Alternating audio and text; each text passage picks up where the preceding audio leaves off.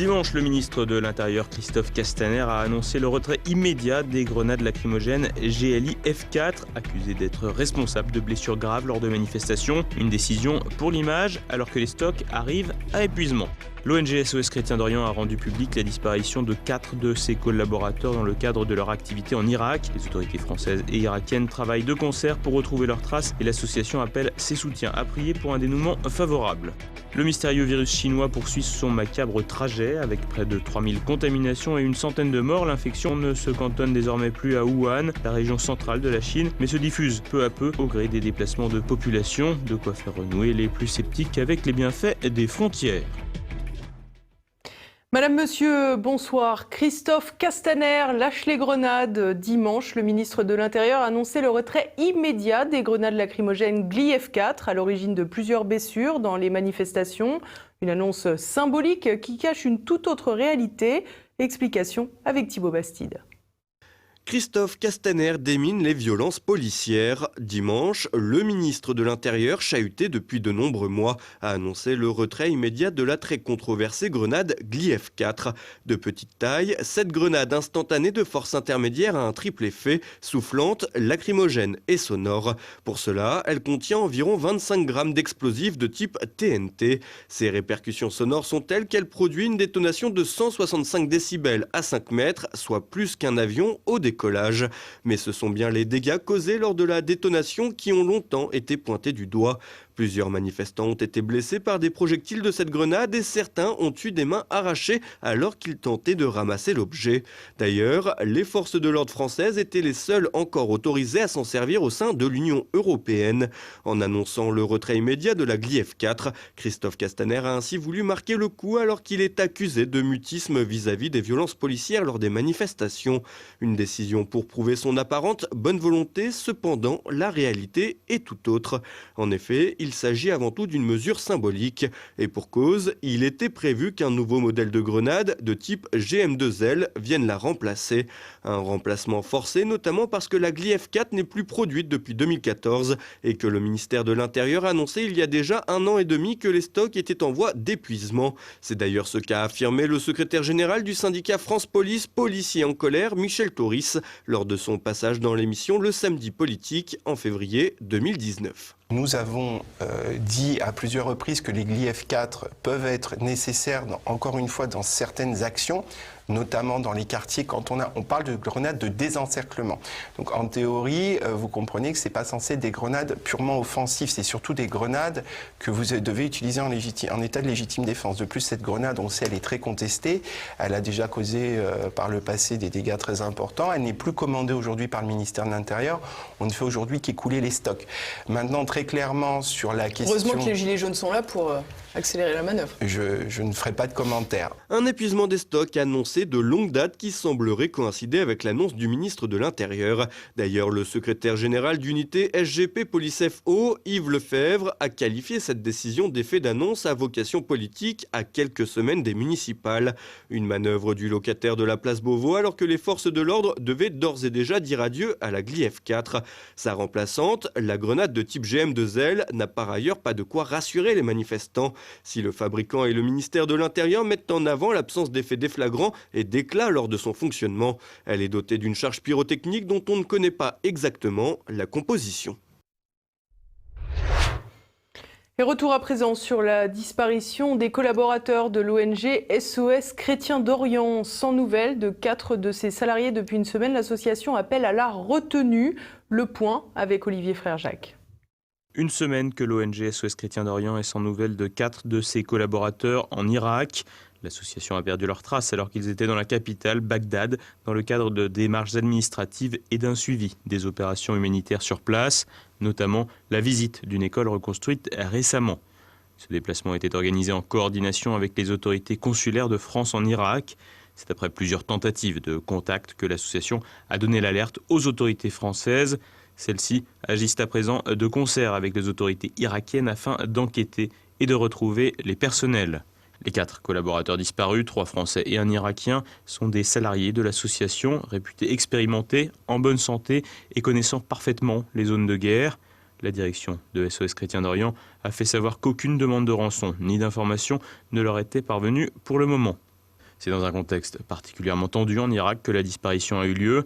Depuis plusieurs mois, des centaines de personnes ont trouvé la mort dans des manifestations alors que l'État est considérablement affaibli et doit faire face à l'influence du voisin iranien dans sa politique ainsi que l'encombrante présence états-unienne depuis l'invasion de 2003. Dimanche, 3 roquettes ont d'ailleurs frappé directement l'ambassade américaine à Bagdad. L'ONG explique qu'elle ne communiquera pas les identités du personnel disparu, et cela pour des raisons de sécurité en accord avec les autorités. Des médias arabes ont fait paraître plusieurs portraits pouvant être ceux des disparus. L'ONG n'a pas confirmé ni infirmé ces images. Au contraire, il est demandé aux personnes actives sur les réseaux sociaux de faire preuve de retenue et de ne pas relayer ces contenus. De telles publications pourraient en effet mettre en danger les personnes visées. L'association travaille avec les autorités compétentes et demande à ses soutiens d'encourager à la prière en faveur de ses 4 collaborateurs. Depuis l'annonce faite vendredi soir, des messes sont dites un peu partout en France, à leur intention, mais aussi partout dans le monde, au Proche-Orient, en Europe, en Asie du Sud-Est et jusqu'en Australie. Depuis sa création en octobre 2013, l'association SOS Chrétiens d'Orient a développé une activité en Irak, en Syrie, au Liban, en Jordanie, en Égypte, en Arménie ou encore au Pakistan, venant en aide aux populations chrétiennes ou non, notamment des victimes de Daesh au Levant. Elle vise à aider les chrétiens en Orient et à pérenniser leur présence dans cette partie du monde, berceau du christianisme. Depuis février 2017, l'association a par ailleurs obtenu le label partenaire de la défense nationale par arrêté du ministère de la Défense français. Et le virus chinois donne la nostalgie des frontières. Après une première étape d'infection cantonnée au centre de l'Empire du Milieu, des nouveaux cas se multiplient un peu partout dans le pays et dans le reste du monde. De quoi laisser entrevoir les limites des sociétés ouvertes. Pas de vaccin, pas de médicaments spécifiques, le virus chinois lié au coronavirus continue d'inquiéter les autorités de santé mondiale. Avec près de 3000 malades et une centaine de morts ce lundi, les solutions pour contenir le virus restent pour l'heure aux abonnés absents. Problème, la contagion peut se faire pendant la période d'incubation, estimée entre 10 et 14 jours. Autrement dit, un individu infecté peut contaminer ses pairs sans avoir ressenti aucun symptôme de la maladie. La formule mathématique dite R0, ou taux de contamination de base, serait évaluée autour de 2,7 pour se dériver du coronavirus. En d'autres termes, un malade contaminerait en moyenne 2,7 personnes, un chiffre qui n'était que de 1,8 pour la grippe espagnole de 1918, ayant fait plus d'1 million de morts. Si pour l'heure, le nombre de décès reste en dessous de la centaine, soit à peine 3% des contaminés, il monte à 14% si on s'intéresse aux 46 premiers cas détectés dont on a pu suivre l'évolution. En une semaine, les malades ont été multipliés par 10 et les morts par 20. 54 personnes auraient également été totalement guéries, soit près de 2%. Si ces chiffres restent peu impressionnants, un groupe de scientifiques de l'université de Hong Kong estime toutefois qu'ils sont sous-évalués et que l'on pourrait atteindre les 44 000 malades en fin de semaine. Par ailleurs, la moitié pourrait être asymptomatique. Face à la propagation, une seule mesure semble efficace, le confinement des malades. Le foyer initial du virus, établi autour d'un marché de poissons et de fruits de mer à Wuhan, a rapidement été verrouillé. Les habitants ont filé vers les pharmacies pour acheter de quoi se protéger, créant de fait une concentration de personnes.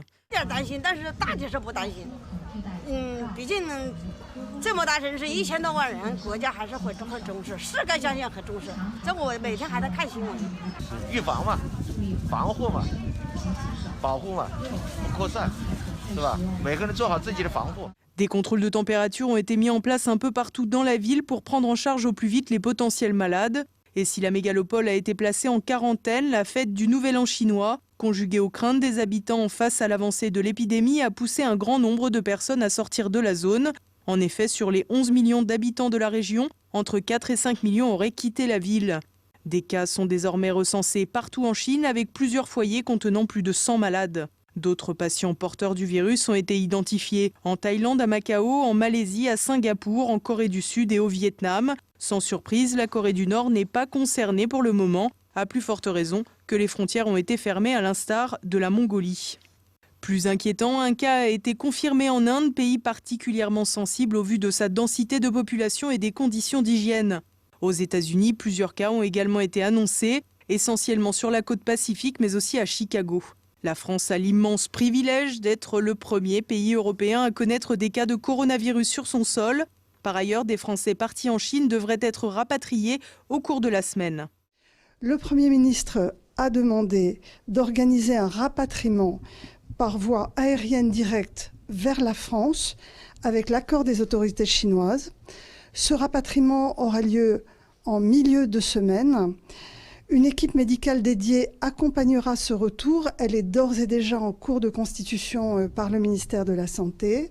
Et afin d'éviter toute propagation du virus sur le territoire national, les personnes ainsi rapatriées feront l'objet d'un suivi médical par des professionnels de santé et demeureront dans un lieu d'accueil pendant 14 jours.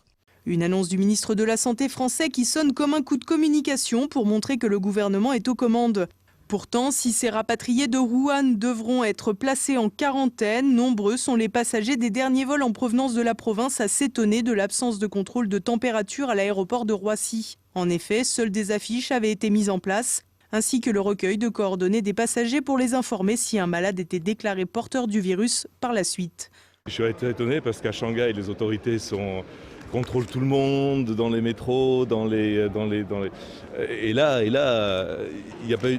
Bon, c'est léger, quoi. Un suivi léger sur le sol français, donc, et si la situation sanitaire en Europe n'a pas encore de quoi alarmer les populations, les répercussions économiques pourraient commencer à se faire sentir au niveau mondial. En effet, la Chine, manufacture internationale, tourne au ralenti. Et à présent, on passe à de l'actualité en bref avec Thibaut Bastide. Le ministre de la Justice accusé de prise illégale d'intérêt. Samedi, le maire de Montpellier, Philippe Sorel, a indiqué vouloir porter plainte contre Nicole Belloubet concernant l'attribution de la nouvelle cour administrative d'appel à Toulouse. Décidée en novembre dernier, cette implantation avait été déjà vivement critiquée à l'époque par l'édile montpelliérain qui avait rappelé que Nicole Belloubet avait été adjointe de l'ancien maire de Toulouse, Pierre Cohen, et vice-présidente du conseil régional de Midi-Pyrénées. Pour justifier cette attribution, le garde des Sceaux a évoqué un coût plus important dans l'Hérault qu'en Haute-Garonne, 7,5 millions d'euros pour Montpellier contre 5,3 millions à Toulouse. Des informations inexactes selon Philippe Sorel qui accuse le ministre d'avoir menti sur le coût réel. Cette nouvelle cour doit permettre de désengorger celle de Marseille et Bordeaux. Querelle municipale dans la majorité, le candidat dissident à la mairie de Paris, Cédric Villani, va être exclu du parti présidentiel. C'est le délégué général de La République En Marche, Stanislas Guerini, porte-flingue du président, qui l'a annoncé lundi matin. Emmanuel Macron avait reçu le candidat dissident à l'Elysée dimanche pour tenter de le faire revenir au bercail, mais celui-ci semble avoir tenu bon. Un épisode qui témoigne de l'implication du président dans les petites cuisines électorales. Les sondages pour les municipales parisiennes créditent le maire sortant Anne Hidalgo de 23% d'intention de vote quand la candidate LR, Rachida Dati, n'en finit plus de grimper, serait désormais à 20 points. Le candidat de la majorité, Benjamin Griveaux, n'est qu'à 16 alors que le dissident Villani serait à 10. L'écologiste David Béliard est pour sa part à 14,5%. Si ce dernier conclut une alliance avec Cédric Villani, comme il en a été question, la paire écolo-dissidente pourrait bien créer la surprise. Procès d'un terroriste islamiste devant une simple cour d'assises. Ce lundi s'est ouvert le procès de Raouf El-Ayeb, accusé de tentative d'homicide sur 4 soldats. Le 1er janvier 2016, l'individu avait renversé en voiture des militaires devant la grande mosquée de Valence dans la Drôme, avant d'être blessé par leur tir de riposte. L'un des militaires dit avoir vu son agresseur pointer le doigt vers le ciel en récitant une prière en arabe, et des témoins l'ont entendu crier « Allah Akbar ». Au vu de ces éléments, le dossier aurait dû relever d'une cour d'assises antiterroriste, mais l'appareil judiciaire, arguant des tentations suicidaires et du profil déséquilibré de l'accusé, a décidé de le juger pour avoir tenté de donner volontairement la mort à des personnes dépositaires de l'autorité publique. Un crime pour lequel il encourt la réclusion criminelle à perpétuité. Après le kebab de Benoît Hamon, le McDo de Mélenchon, la gauche de 2020 semble décidément à des années-lumière du Front populaire. Le patron des Insoumis a présenté ses vœux depuis une enseigne de restauration rapide de Marseille, un McDonald's des quartiers nord occupé depuis plusieurs mois par des salariés. Un lieu également symbolique puisqu'il se situe dans le 7e secteur dont la mairie est tenue par le Rassemblement national depuis 2014. À Marseille, la France Insoumise voudrait prendre la tête d'une coalition de la gauche, une alliance peu probable à seulement 50 jours des élections municipales. Le coup de force de Matteo Salvini n'a pas eu lieu. Dimanche, la candidate de la Ligue, Lucia Borgonzoni, a été battue par le candidat du Parti démocrate lors des élections régionales en Émilie-Romagne. Elle n'a obtenu que 43,7% des suffrages contre 51,3% à son adversaire, le président sortant de la région, Stefano Bonaccini. Après son triomphe en Ombrie en octobre dernier, le parti de l'ancien ministre de l'Intérieur italien voit donc sa dynamique enrayée. Matteo Salvini, qui avait tout fait pour transformer ce scrutin régional en référendum contre le gouvernement, a tenté de relativiser ce revers alors que cette région est aux mains de la gauche depuis l'après-guerre. Il peut tout de même se consoler avec la victoire de la candidate de droite en Calabre où un scrutin régional se tenait également dimanche. Trump en campagne auprès des pro-vie. Le président états-unien a participé vendredi à la marche annuelle contre l'avortement à Washington.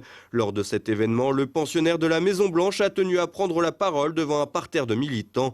Une intervention dans le plus pur style de Donald Trump. Born children have never had a stronger defender in the White House. And as the Bible tells us, each person is wonderfully made. Une prise de parole qui intervient en pleine campagne présidentielle, élection pour laquelle Donald Trump sait qu'il aura besoin d'une base électorale et militante solide. Et si la démarche peut paraître très électoraliste, il serait injuste de ne pas souligner que l'actuel président a déjà œuvré dans ce sens au cours de son mandat, notamment en nommant 2 juges conservateurs à la Cour suprême et en renouvelant largement le paysage judiciaire dans le pays avec un juge sur 4 nommé par lui-même.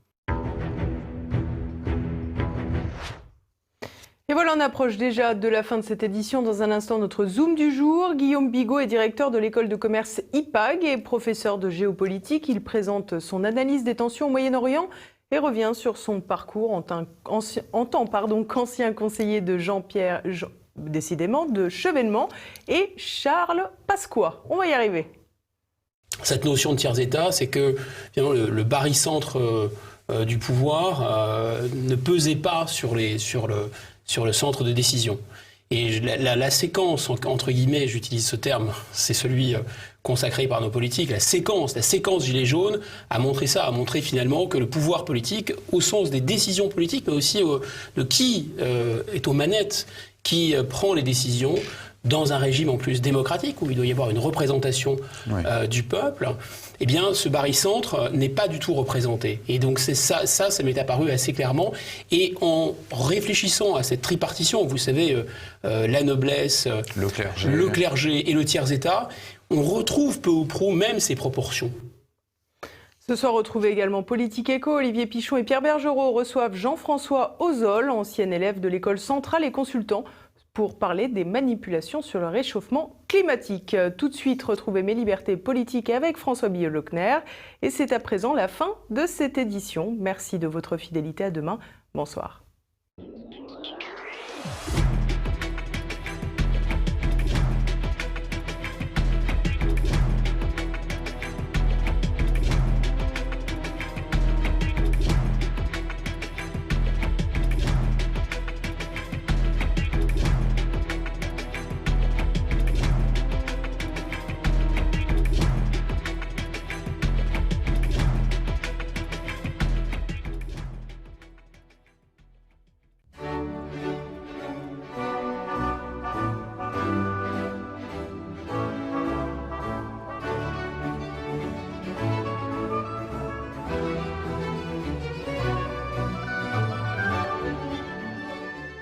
Qui se rappelle encore de l'affaire de la prison de Condé-sur-Sarthe? Cela commence à dater un peu à l'ère d'Internet. Comme un fait divers lié à l'islamisme chasse l'autre, on a déjà oublié. Nice, oublié. La préfecture de police de Paris, c'est fini depuis belle lurette. Condé-sur-Sarthe, on ne s'en souvient plus. Pour l'instant, on épilogue encore sur Villejuif jusqu'au prochain drame qui fera oublier Villejuif. Je resitue donc le tout. L'affaire Condé-sur-Sarthe remonte à mars 2019. Un détenu et sa compagne attaquaient 2 surveillants pénitentiaires à coups de couteau en céramique, couteau de paix d'amour bien sûr. 5 détenus ont été déjà mis en examen et l'enquête suit toujours son cours, comme on dit dans les chaumières. Avant de passer à l'acte, nos 2 détenus recevaient leurs chers et tendres au pluriel s'il vous plaît, au parloir de la prison. Et ils avaient formé un groupe à la vie, à la mort, avec d'autres détenus et des gens extérieurs à la prison. Entrons dans le détail.